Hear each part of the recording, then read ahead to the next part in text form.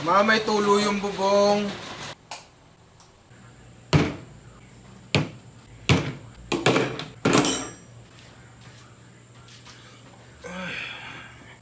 Okay.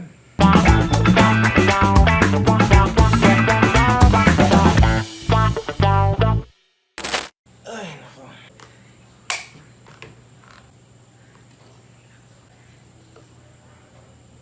Sarap.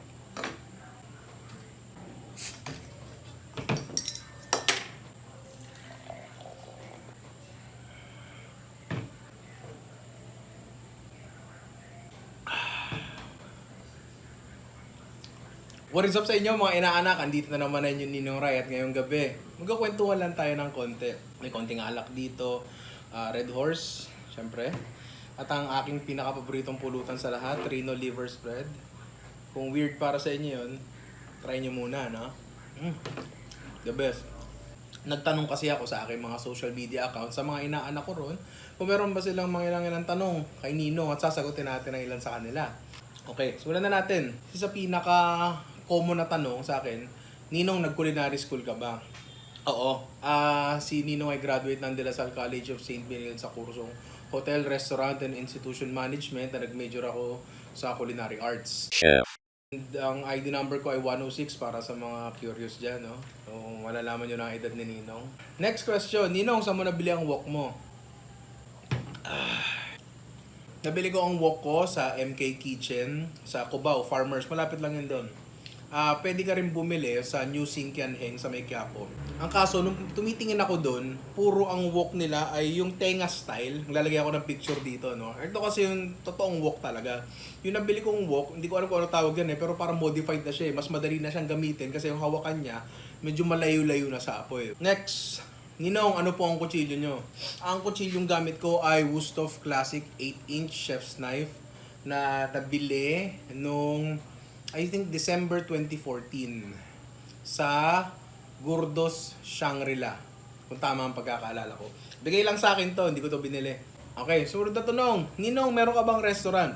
Wala. Dati nagtatrabaho ako sa restaurant, nag-head ako ng kitchen ng isang restaurant, pero hindi na ako ngayon involved dun sa restaurant or sa kahit anong restaurant. Ngayon, meron ng ibang business ni Ninong. Oo, may kinalaman pa rin sa pagkain, pero tsaka na natin pag-usapan yan, no? Ninong, nagbebenta ka ba ng mga pagkain niluluto mo? Sadly, hindi.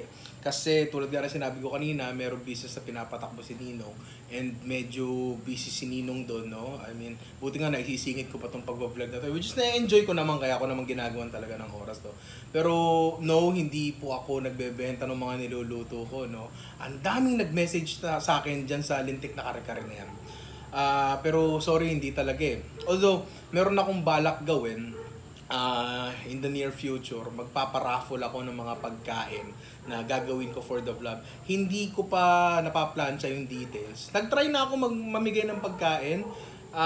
Dito lang, few days ago lang ata yun, no? And okay naman siya. Paplansyahin ko muna yung detalye kasi gusto ko matikman nyo naman yung luto ko kahit papano, di ba? Gagawa tayo ng paraan.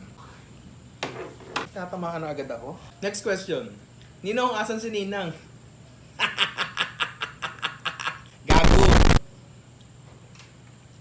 Yun yung mga questions na very common. Marami kasi nagtanong nun. So, kinumpile ko na lang sila para isang tanungan na lang, no?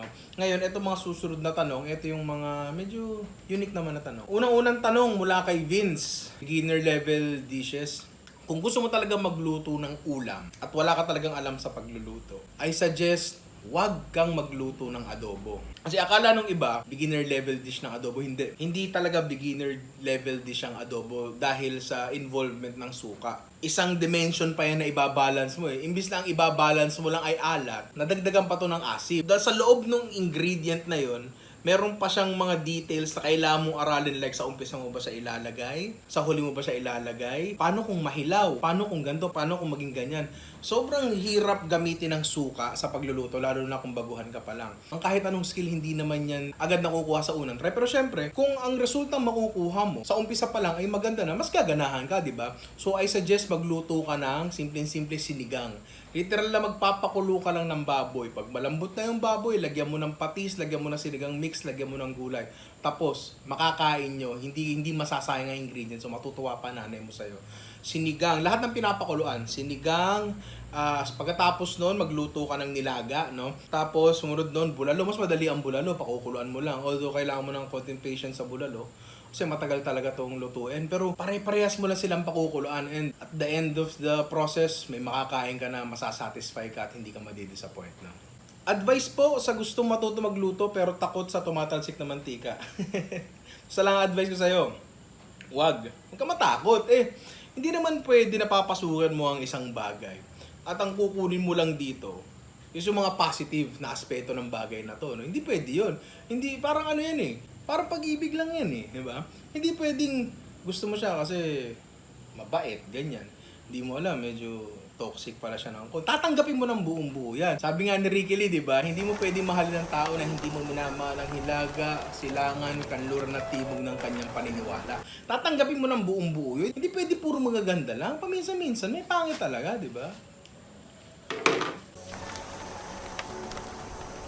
Pangalawang tanong pa lang yan Next question, ilang taon ka na Ninong? Ako ay 31 years old pero asal 14 pa rin. No? Next question, nakaluto ka na exotic foods? If yes, ano? Ano ang favorite exotic food mo? Kung ako mismo, nakaluto na ako ng exotic food, siguro pinaka-exotic ko nang naluto ay I think ahas and hindi pa ako mismo ang nagluto nun. Like, part lang ako ng process. Pero, kung ang tatanungin mo sa akin is yung paborito kong exotic food. Ito mahaba-habang kwento to Kasi nung bata ako, si Papa, nung nabubuhay pa, hunter yan. Legit siyang hunter talaga. Like, meron siyang hunting permit, meron siyang license na hunting rifle, ganyan. Tapos, siguro once or twice a month, umaalis sila, pumupunta silang Quezon usually Tapos, namamari lang sila ng kung anong pwedeng barilin. Meron silang tinutuluyan doon na kubo na nasa palaisdaan. So, nagsistay sila doon for a few days, 2-3 days. Pagdating nyo doon sa kubo, papahinga kayo hanggang pumalo ang gabi. Pagdating ng gabi, sasakay kayo sa bangka, tapos pupunta kayo sa isang area doon kung saan medyo shallow yung tubig pero enough para lumutang yung bangka. Pero kapag bumaba ka, abot parang nakita ko hanggang tiyan ata no, mga tsuhin ko doon. Supply break. Tapos pagdating nyo sa isang area doon na wala kang ang weird nung area na yun Tubig siya, tapos ang makikita mo lang, sobrang dilim kasi gabi. Pero at the same time, maliwanag. Ang hirap i-explain Itim tsaka dark blue lang ang nakikita mo. And yet, kita mo lahat. Hindi ko alam paano i-explain na mabuti. Ang nakikita ko noon, mangroves, mga puno, yung maliwanag na buwan. Kita mo rin yung kasama mo, pero alam mong madilim. Ang hirap i-explain Ang hirap i-explain. Noong ko lang na-experience yun Parang ang dating iba ang liwanag ng buwan sa liwanag ng araw. Di ko alam. Bata pa ako noon Tapos, ang trabaho ko noon, tagadala ako ng bala. Meron akong maliit na backpack na ang laman noon, mga kahon-kahon ng bala ng shotgun. Tapos,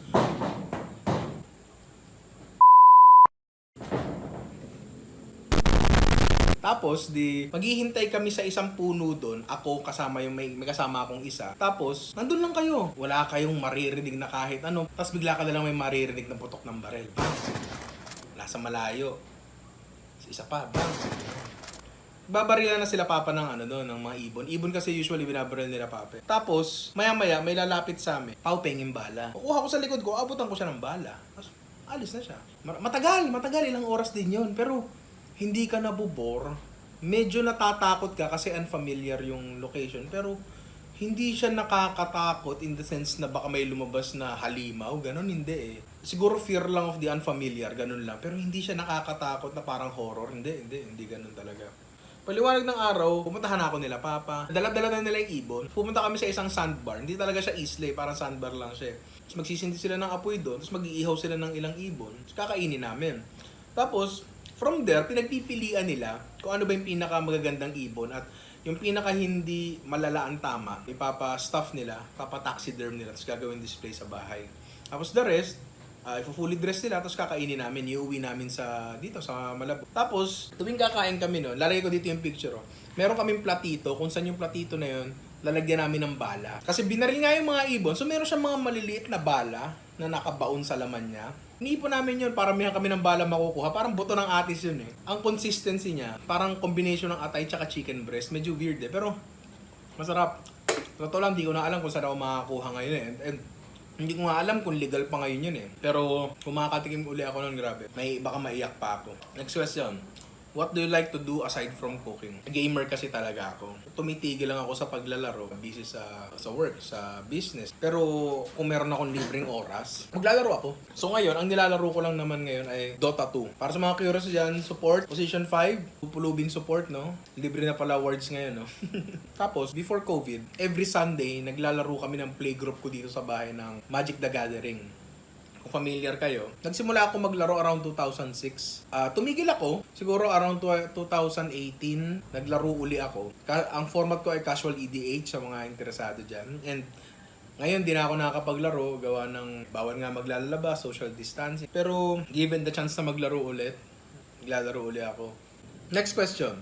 Kung hindi kumakain si Nadine Lustre ng kare-kare, anong lulutuin mo sa kanya at bakit? Nadine Lustre kahit ano. As in kahit ano. Kahit baked sushi dalgona, stuffed ube, cheese pandesal yan, gagawin ko yan para sa'yo. PM mo lang ako, ha? Dito lang ako. Next question. Nino, kinasal ka na ba? Hindi pa. Yung picture na yan ay galing lang yan sa isang kaibigan kong kinasal. Always the groomsman, but never the groom. Next question. Ito maganda to. Hinuhugasan ba ang giniling bago iluto? Nag-aaway kami lagi ng girlfriend ko dito eh. Nagagalit siya pag di ko hinuhugasan. Controversial to. Okay, ganito. Ako sa palengke ako lumaki. Ang family business namin ay may kinalaman sa palengke. So madalas ako sa palengke talaga. Nakikita ko lahat yung mga bagay na yan. Hindi ko sinasabi na ito ang nangyayari sa lahat ng palengke. Ito lang ang nangyayari sa mga ilang palengkeng na kalakhan ko at pinupuntahan ko noon at ngayon. Yung mga meat grinder na yan, mabibigat yan, malalaking equipment yan. Ang mga inuuwi lang nila na parts ng gilingan is yung mga removable parts. Pero yung gilingan itself, yung makina mismo, yung motor, hindi nila yun may uuwi kasi mabigat nga yun.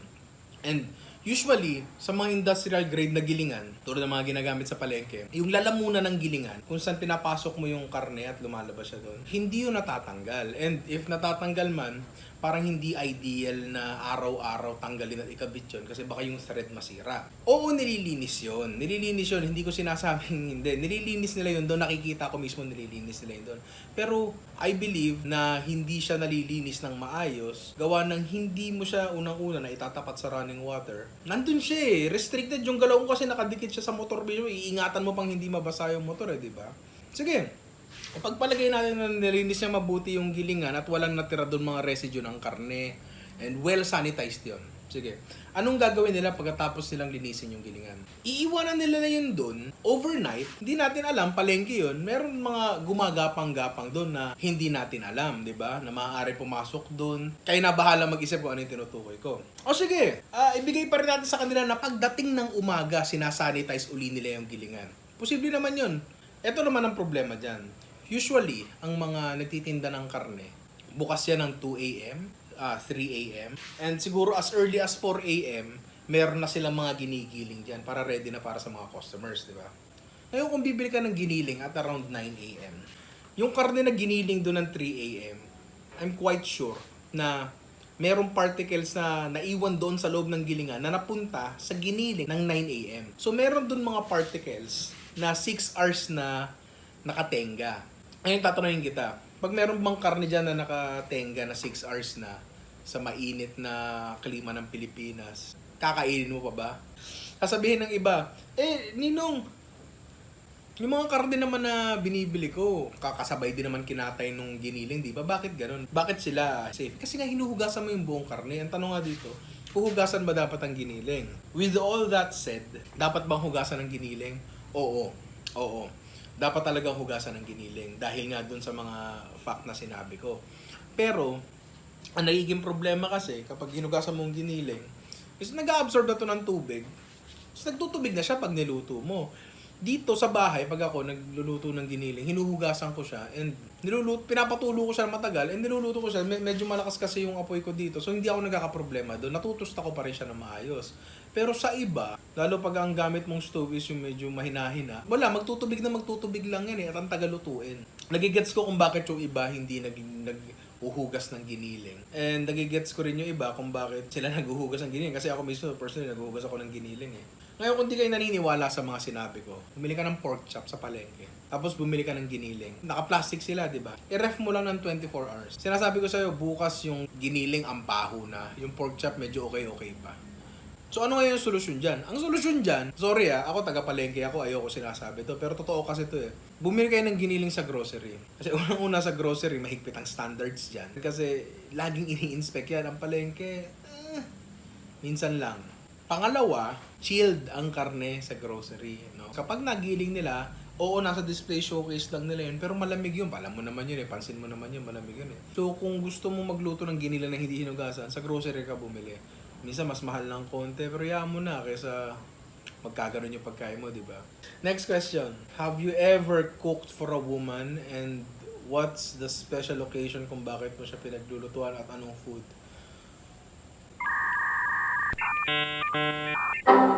Have I ever cooked for a woman? Oo naman. Pero I think ang framing ng question na to is romantically inclined. And siguro tinatanong niya, pinaglutuan ko na ba yung mga naliligawan ko? The short answer is yes. And kung bakit ay, yun lang naman kasi kaya kong gawin wala namang iba alam mo yun. Siyempre, you're putting your best foot forward di ba? So, doon ka na sa bagay na least likely ka sumablay. Since nandito na rin lang tayo sa topic na to, meron akong gustong ibigay na tip sa inyo. Kung magluluto kayo para sa inyong love interest.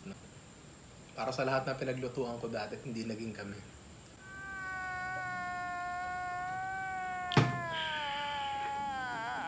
Okay, hindi ka basta magluluto para doon sa babaeng nililigawan mo. Nakadepende yung iluluto mo sa kanya sa oras kung kailan mo ibibigay sa kanya yung pagkain at kung nasan siya pag kinain niya yung pagkain. No. Hindi sa interest ng babae, no. Hindi. O pwede, 'di ba? Pero explain ko. Ilalagay natin sa college setting. Kung ibibigay mo yung pagkain sa kanya sa kalagitnaan ng araw, wherein nandun siya sa loob ng school, siguraduhin mo na yung pagkain na ibibigay mo sa kanya is unang-una shareable. Pangalawa, gusto ng mga kaedaran niya. Hindi mo kailangang i-research. For example, gumawa ka ng cookies. Kung ikaw ay nasa late teens, early 20s, I'm sure lahat yan mahilig sa matatamis pa. Gumawa ka ng maraming cookies. Gumawa ka ng halo-halong cookies. Gumawa ka ng halo-halong cookies na ibibigay mo sa kanya sa kalagitnaan ng araw at isi-share niya sa buong classroom niya. Ngayon, bakit? Kasi ang mangyayari niyan, magtatanong ngayon yung mga klase niya, kanino galing yan? Kanino galing yan? Ngayon, pwerasado na siyang sagutin yon. Ay, meron kasing nanliligaw sa akin. Ay, ang sarap naman ng cookies niya. Bla bla bla bla bla bla bla. Okay. Ang point nun is para lang ma-establish siya mga kaibigan niya. Diba? Ngayon, there will come a time na magtatanong yung mga tao nakatikim ng cookies mo na, uy, kamusta na si ganito? Kamusta na si ganyan? Na makakatulong sa progress mo patungo sa kanya. Lalo na kung nagustuhan talaga nila. Ngayon, kung ibibigay mo naman yung pagkain sa kanya, bago siya umuwi at kakainin niya yon sa bahay at alam mong kasama niya sa bahay, isang pamilya niya, magluluto ka syempre ng, again, shareable, pero bagay na magugustuhan ng mga age group ng magulang niya. No? Magluto ka ng ulam, magluto ka ng kare-kare, magluto ka ng kaldereta, magluto ka ng mechado. Again, ganun pa rin ang mangyayari dyan. Magtatanong yung magulang niya, o kanino galing to? Ay, kasi po, may manliligaw ako. Hindi man niya sabihin yon, ang mga magulang matatalino yan. Alam niyan na may nanliligaw sa anak nila. Kasi bakit ka bibigyan ng kaldereta, di ba? Ganon din ang mangyayari niyan. O anak, kamusta na yung nagbigay ng kaldereta yung manliligaw mo? And yung mga maliliit na pagtatanong na yun, it will help your progress, di ba? Pero hindi ko alam kung maniniwala kayo sa akin kasi dalawa pa lang naman yung napasagot ko sa ganon. Next question, lights on or lights off? Ilaw na pula, gago. Next question, noong anong masasabi mo sa mga fans mo mula F na una na humaling sa at muling na humaling sa pagluluto mo? Diyos ko. Karamihan siguro sa inyo hindi alam na around 2006 or 2007, nagsimula akong magsulat. Matagal na ako nagsusulat. High school pa lang nagsusulat na ako. Pero nagkaroon kasi ako ng bad experience sa isang nakabasa ng sulat ko. Ayoko nang balikan.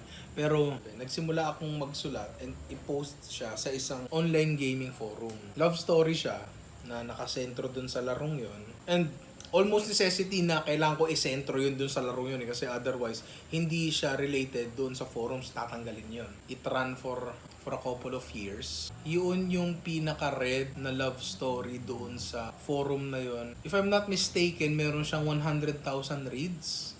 Yung particular na story na yun. Nagsulat pa ako ng mga ilan-ilan pagkatapos nun. Dalawa lang actually natapos kong story Hindi ko to sinasabi kahit kanino, even before. Kasi hindi siya bagay sa akin Alam mo yun, medyo off-brand para sa akin Mukhang gago alam mo yun, tarantado ko patawa ako So wala, si Ryan nagsusulat ng love story. Sobrang off-brand for me and nakakahiya din. Love story hindi naman ako ganun di ba? Malaki naging impact ng mga sinulat ko na yun sa akin hanggang ngayon kasi sobrang dami kong taong nakilala doon. Na hanggang ngayon kaibigan ko pa rin. And yung dalawang naging girlfriend ko, doon ko yun actually nakilala. Readers ko sila dati. And every now and then, mayroon pa rin nagme-message sa akin sa Facebook. Idol, ikaw ba yung nagsulat ng gantong storya? Oo, ako nagsulat nun. Ay talaga, Idol, baka pwede add kita. Para sa isang writer na makapag-bake ka ng ganong experience sa readers mo, na after so many years, nararamdaman pa rin nila, napakalaking bagay sa akin nun. Sobrang daming beses pinlagiarize yung storya na yan. Sa totoo lang, kiniklaim ng mga ibang authors na sa kanila yun, na sila gumawa nun. Never really bothered me Bahala kayo kasi ako, ano bang makukuha ko dyan, di ba? Basta ako, nilabas ko yan sa mundo and bahala na kayo kung anong gusto yung gawin dyan. Kasi ako, naniniwala ako na pag naglabas ka ng isang bagay sa internet, hindi na sa'yo yan. Pag-aari na ng mundo yan. Pero yun nga. Tapos meron akong isang fan na nagprint ng kopya niyan. Pinadala niya sa akin. And ngayon, sorry nawala ko yung libro. Pinahiram ko yun sa isang tao na hindi ko na maalala kung sino at hindi na sinoli sa akin. Ngayon, ikaw na tao ka, kung nanonood ka man ngayon, pakisoli mo na sa akin yung libro kasi mahalaga yan It reminds me na meron pala akong kayang gawin dati na hindi ko na kayang gawin ngayon. I'm not saying na sobrang ganda ng sinulat ko. Diyos ko, kaya ako hindi binabanggit kung ano yung sinulat ko kasi promise, medyo nakakahiya, sobrang sappy, tapos yung construction sobrang pangit, ang daming typo, ang daming shit. Pero 17 anyos lang ako nun wala naman akong kaalam-alam sa mundo Ang ginagawa ko lang naman nun is, binubuhos ko lang naman yung nararamdaman ko sa papel Sorry, sa keyboard pala. So sa lahat na nagbasa nun, maraming salamat sa inyo. Sa lahat ng nagme-message hanggang ngayon na hindi din na makalimutan yung sinulat ko. Maraming salamat sa inyo. Parang it reminds me of a simpler time. A time where kaya mo pang mag-swimming sa sarili mong emotions and pwede ka pang lumabas doon nang hindi mo dala-dala kung ano yung bigat na iniwan mo sa papel. Ngayon kasi hindi ko na magawa yun Masyado nang mabigat para sa akin mag-swimming sa sarili kong emotions. Pero who knows, di ba? Baka in the future, di ba? Tingnan natin. Next question, ano ang pinaka di mo malilimutan experience sa pagluluto? Number 1 pro tip sa pagluluto. Kapatid ko yan. Tanong. Pinaka hindi ko malilimutan experience sa pagluluto is yung nung nasabugan ako ng oven sa mukha. Maglalagay ako ng picture dito, pero ilalagay ko yung hindi malala. Ipi-play ko rin yung video kung paano ako mismo nasabugan. Ito yung actual footage. Hindi to CCTV footage Merong cellphone na nakatutok sa akin nung nasabugan ako. Na medyo weird kung iisipin mo. Pero yan, panoorin nyo na lang habang sumasyat ako.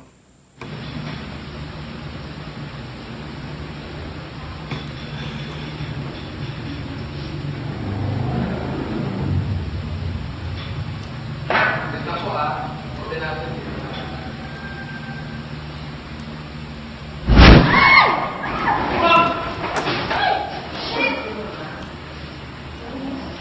Hindi ko makalimutan yan. Bakit? Puta, sumabog mukha ko Sigurado ko sa'yo, pag sumabog mukha mo, hindi mo rin makakalimutan. Kukwento ko kung ano yung nangyari Medyo mahaba-haba ulit ito. Nag-conduct ako ng isang workshop sa isang school. Ngayon, pumunta ako doon, sinet up ko na lahat. Nalaman ko na yung oven is brand new pala and hindi pa ata nagagamit. Tinest lang ata nila. Okay, walang problema. Pagtingin ko, hindi nakakabit yung pinaka tubo ng gas sa oven. Tinawag ko yung tao doon. Sabi ko, boss, hindi pa nakakabit yung ano. So, inayos naman nila. Okay. Inayos nila. Tinesting namin. Napansin ko, walang pilot light. Hindi namin masindihan yung pilot light na maayos. Sabi ko, yaan mo na kuya, ire-recta ko na lang. Pilot light, isa yung apoy na laging nakasindi lang. Maliit na maliit, laging nakasindi. Ang trabaho niyan is, pag lumabas yung gas, since merong present lagi na apoy, masisindihan niya agad yung gas na yon. At hindi maiipon yung gas doon sa loob ng chamber kung meron mang leak o kung mabuksan man yung gas, di ba? Yun yung trabaho ng pilot light. Sabi ko, walang pilot light, okay lang yan. Sige, ire-recta ko na lang. Meaning, pag pinalabas ko yung gas doon sa butas, sisindihan ko ng lighter para sumindi. Sige, walang problema. Tinesting namin. Okay naman. Nagsimula na yung workshop. Lecture, demo. Pinreheat ko na yung oven. Ngayon, since yung oven bago nga, lalo pag fabricated lang to, mag-uusok-usok pa yan. Uusok yung mga pintura, uusok yung mga adhesive.